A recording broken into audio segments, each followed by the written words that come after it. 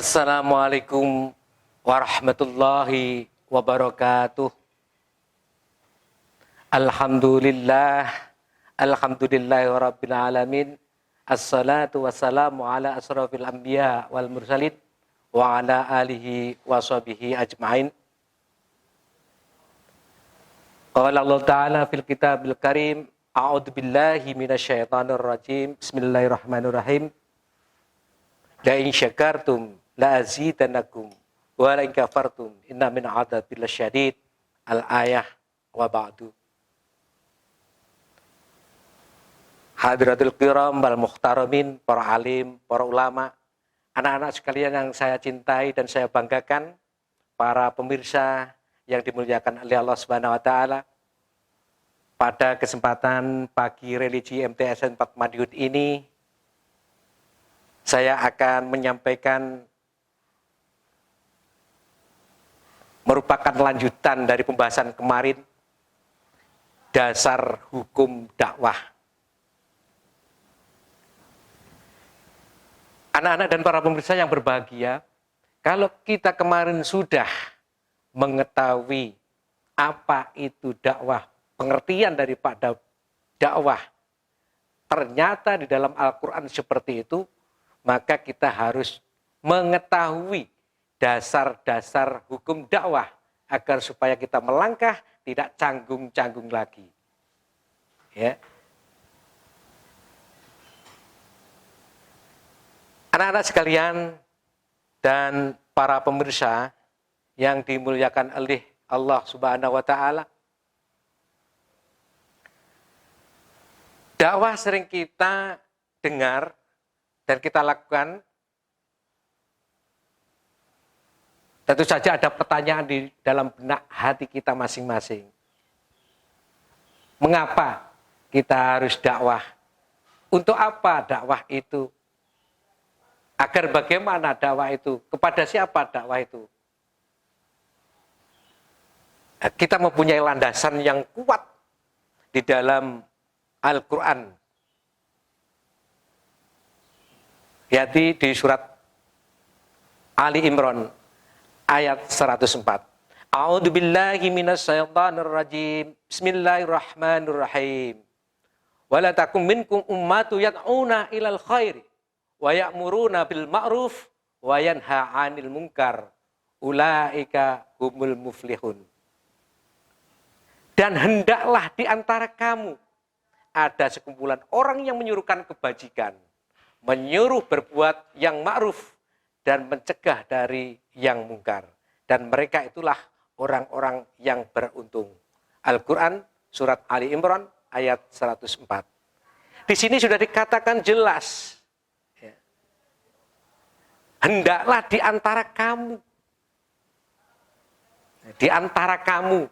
Berarti ini berlaku untuk sekelompok manusia, sekelompok orang, sekelompok organisasi.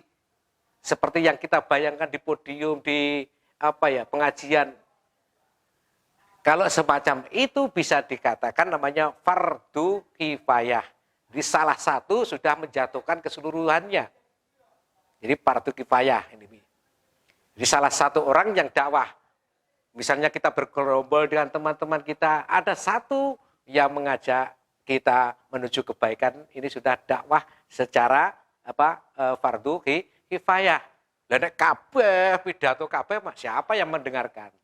Ya. Jadi ada salah satu yang mengajak, ada salah satu yang mencegah apabila kita berbuat mungkar. Ini sudah bisa dikatakan dakwah, tetapi dakwah ini adalah fardu kifayah. Namun ditunjang dengan ayat-ayat yang lain. Anda baca anak-anak sekalian dan para pemirsa, Quran surat An-Nahl ayat 125. Ud'u ila sabili rabbika bil hikmati wal mau'izatil hasanah wajadilhum billati hiya ahsan. Innallaha wa a'lamu biman shalla an sabilih wa huwa a'lamu bil muhtadin. Di situ ada kata-kata suruhlah manusia kepada jalan Tuhanmu. Kepada manusia itu tidak pandang bulu. Jadi siapa saja ini wajib melaksanakan dakwah khususnya orang-orang Islam atau Muslim. Baik itu umurnya lebih muda atau lebih tua dan lain sebagainya. Bisa adik kepada kakaknya, bisa kakak kepada adiknya, bahkan anak bisa kepada orang tua. Kalau memang orang tua belum mengetahui hal itu, belum mengetahui syariat-syariat Islam, belum mengetahui ajaran-ajaran Islam. Karena keterbatasan orang tua kita. Ini masih banyak di desa-desa terutama, banyak yang tidak mengetahui seperti itu. Anak bisa mengajak untuk dakwah, untuk mengajak ke kebaikan.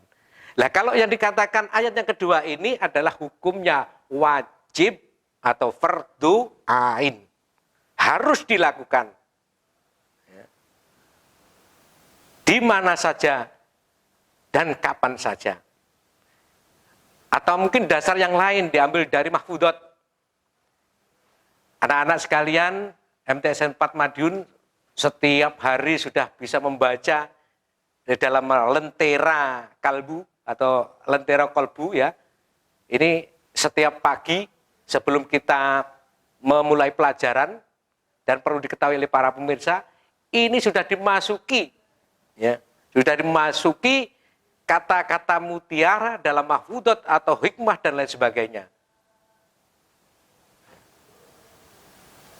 Anda baca itu setiap pagi, ya, di situ ada namanya Lentera Kolbu MTSN 4 Madiun sudah mengajarkan, sudah memberikan modal kepada kita untuk dakwah. Dan mengapa kita harus demikian? Karena dalam hadis Bukhari Muslim disampaikan kepada kita, yakni balighu anni walau ayah. Jadi disampaikan oleh Rasulullah,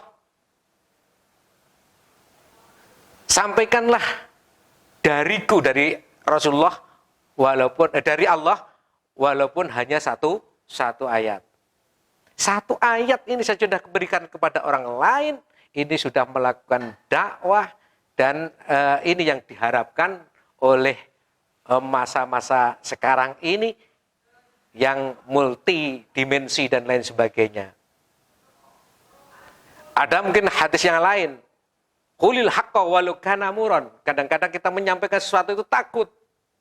Ya. Takut dicaci, takut dimaki. Ya. Kalau melalui media bisa masuk penjara dan lain sebagainya. Tapi insya Allah kalau kamu katakan dari Al-Quran dan hadis, tidak ada jalan untuk menuju ke penjara. Adanya jalan untuk menuju ke surga. Anak-anak sekalian, MTSN 4 Madiun yang saya hormati dan para pemirsa yang berbahagia dan dimuliakan oleh Allah SWT, walaupun satu ayat, walaupun pahit rasanya, ini sebagai pemacu kita agar supaya kita melakukan dakwah setiap hari. Jadi anak-anak sekalian, dasarnya sudah diketahui, kemudian pengertiannya sudah kita kuasai, insya Allah apa yang kita lakukan kalau kita niati dengan ikhlas, ya bisa dikatakan dakwah, dan insya Allah pahalanya akan melimpah kepada kita semuanya. Jaminannya adalah surganya Allah Subhanahu wa Ta'ala. Itulah dasar mengapa kita harus dakwah kapan saja, di mana saja, sedang apa saja. Jadi mulai saat ini untuk anak-anak sekalian dan para pemirsa, kita niati bismillah. Kalau yang belum merasakan dakwah, sebenarnya sudah tapi belum tahu. Nah, inilah awal menuju kebaikan. Kita mulai dengan ikhlas lillahi ta'ala, li kalimatillah, menegakkan agama Allah. Insya Allah akan mendapat pahala dari Allah Subhanahu wa Ta'ala, dan juga akan mendapatkan syafaat dari Rasulullah Muhammad sallallahu alaihi wasallam.